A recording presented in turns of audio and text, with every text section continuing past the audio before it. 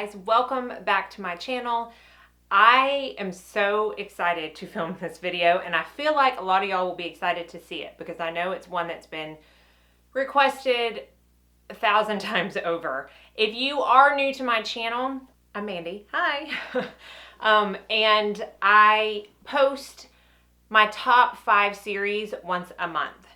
So I started this with my top 5 foundations, and I just went on to my channel to see when I posted this, and it was November 3rd of 2016. So it's almost been exactly a year since I posted my top 5 foundations. I had asked y'all a couple months ago if you wanted me to start the series over and do updated versions of my top 5s. And not one person said no. So since I started with top 5 foundations, I'm going to start my updates with top 5 foundations as well. Now, I'm going to link somewhere up on the screen the original top 5 foundation video, but I'm also going to tell you really quickly as I look it up on my phone what those top 5 foundations were. They were the NARS All Day Luminous Weightless Foundation, the Hourglass Illusion Skin Tint, the Josie Maran Vibrancy Foundation, L'Oreal Infallible Pro Matte, and my top #1 favorite was the Shiseido Synchro Skin Lasting Foundation. I am going to tell you that none of those foundations are in my top 5 anymore. Now let me, before everybody gets up in arms, because I know some people are going to be like, but you said you love it. But I'm not saying I don't still like those foundations. For instance, I love the Josie Maran, but I have to mix it right now because the color has not worked for me in like 4 months. So, you know, if I'm not reaching for it a lot, except to mix it with other foundations, I'm not going to include it in my top 5.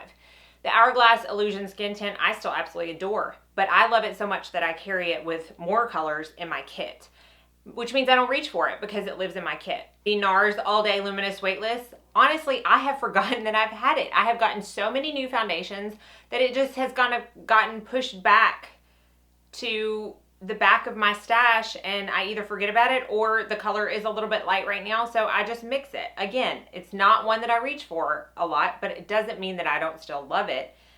The L'Oreal Infallible Pro Matte, I ran out of my true color in that, and I repurchased one, but it wasn't the right color.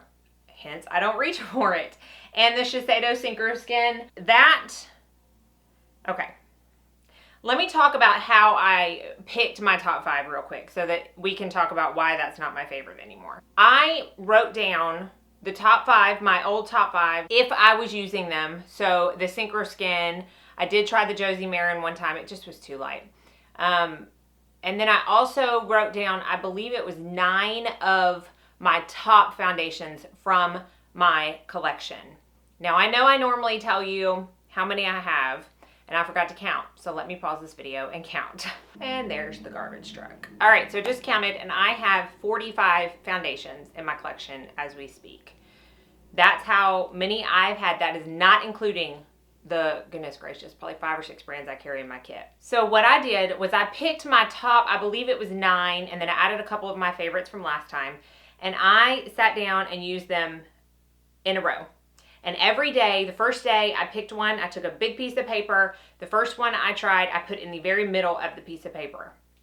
And the next day, the one that I tried, I either liked it better than the first one or worse than the first one. So I either put it above that first one or below, and so on and so on. So that by the end of the 9 or 10 or 11 days of me trying these foundations, I had a very clear picture of what my top 5s were.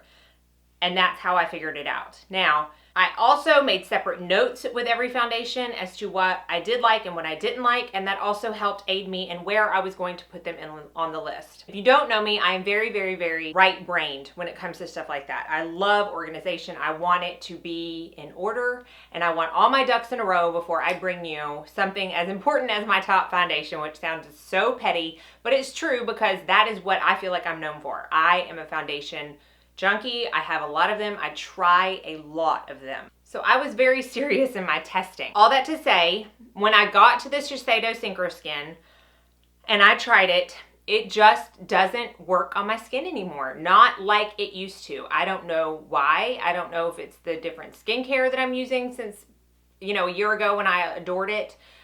It doesn't look bad. It just breaks up on me more than it used to. Like, I used to get a full day, very long wear, and I feel like I can see it sitting on my skin. Now, my tastes have changed. I used to like very matte, very full coverage foundations, and now I am very much I want you to see half my skin through my foundation type of person. I like it to be dewy. I like it to be natural. I don't prefer a matte foundation. So that is also why it's not my favorite anymore. My tastes have just changed. It's not a bad foundation. I am not knocking it, and I don't say don't buy it because I have forever recommended that foundation. That has not changed. I just wanted to tell you why it's not in my top 5 anymore. So all that to say, long intro Mandy here. Everybody says I have them, and yes, you're right, I do. We are going to actually get to my top 5. As always in my top 5s, I'm not going to do any particular order until I get to my number 1 pick. I have also filmed little segments of me applying each foundation, so I'll kind of cut to that while I talk about it, just so you can see the way it looks freshly applied on the skin with nothing else on it, and see if you see any variation. And I think I did this in the last one. What according to those clips, which one do you think looks best on me? Because we all have different opinions, and I'm going to tell you which one I like the best, but I'd like to hear what you think too. So let's go ahead and get into the foundations. I'm going to put down at the bottom of the screen the name of the foundation, the amount of the foundation, and how much it cost. So again, in no particular order, the first one I'm going to talk about is the Givenchy Photo Perfection Foundation. I've talked about this a lot lately because I recommended it in my VIB Friends and Family Sephora sale recommendations. My color in this is number 6, Perfect Honey. I've done a full review on 3 of these foundations, and I've used the other 2 in tutorials, so I'm going to link the videos as I talk about them. But the reason I like this one so much is because it really is a perfect foundation. It does lay so perfectly. You don't need a ton. It's a solid medium coverage. I don't feel like you can see it on the skin, and it lasts so well throughout the day. Honestly, it has such good reviews. I cannot speak highly enough about it.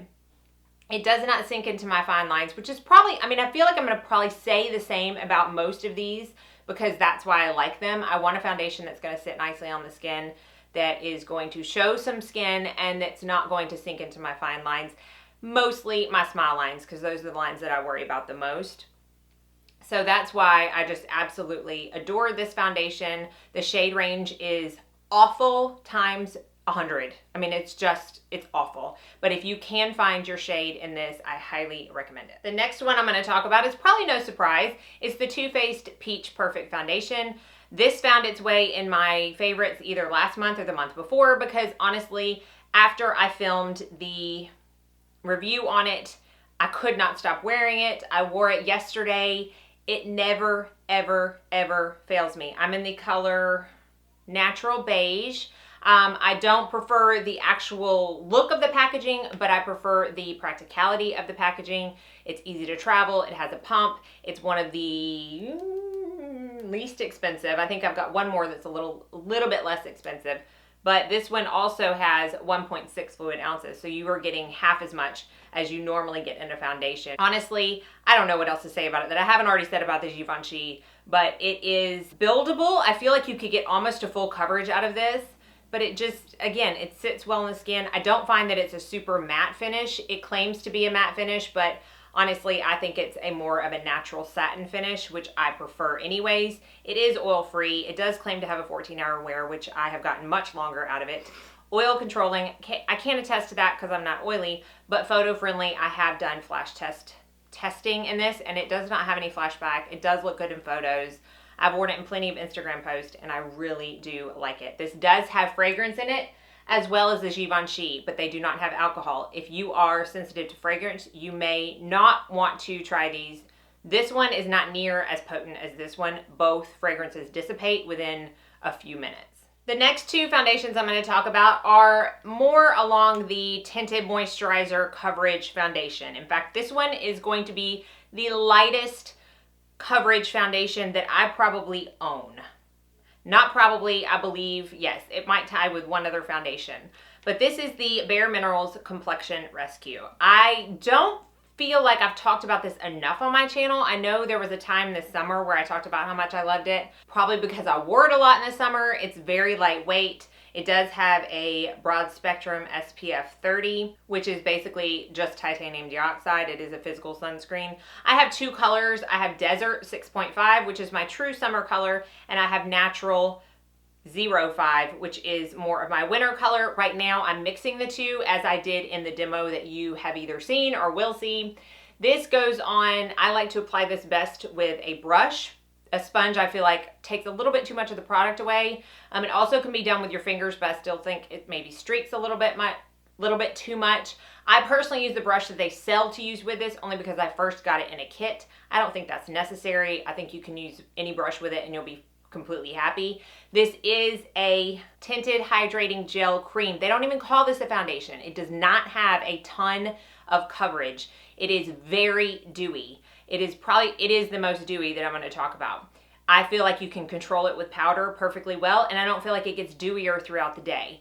It is just your skin bumped up a degree. I'm not talking 10 degrees. I'm not talking 100 degrees. I'm talking a degree. If you have problem skin, you are not going to like this. I personally don't think. If you have medium problematic skin, I think you should totally give this a try and just conceal on the places that you're not comfortable with. If you have decent skin, please pick this up. It feels so good. It's almost cooling when you apply it. It lasts all day despite the dewiness and the lightweight texture. You cannot feel it on your skin, and it works well with all primers and powders that I've tried it with. I love this stuff. And the second to last foundation that I'm going to talk about is another very lightweight tinted moisturizer type feel. It's a step up in coverage. I feel like you can build it to a light to medium coverage, but really you're not going to get more than that. So it's a little bit more than the Bare Minerals, but it's still the same effect. And it's the Charlotte Tilbury Light Wonder Youth Boosting Perfect Skin Foundation. Again, I have two colors in this. I have 7 medium for the dead of summer. I have 5 medium for winter right now. And for the purpose of the demo, again, I mixed the two. These are actually 1.4 fluid ounces. So while they are a little bit more expensive, you are getting almost 50% more than you do in normal foundations. Very runny, very lightweight. Again, I prefer to put this on with a brush, but it also works with a sponge. I don't feel like it gets sucked up as much as a beauty blender,